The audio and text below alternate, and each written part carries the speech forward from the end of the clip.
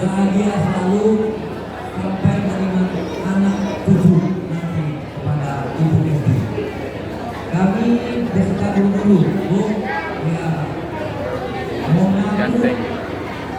Ya, mungkin kami pada tempatnya mengucapkan mohon maaf, Bu.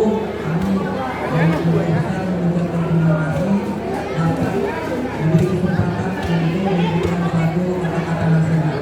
Hanya itu saja yang dapat kami sampaikan dari pimpinan saya semua.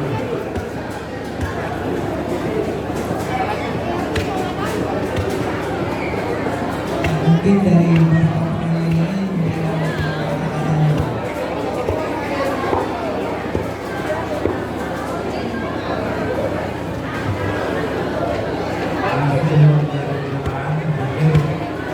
Dahulukan saudara kami dari daftar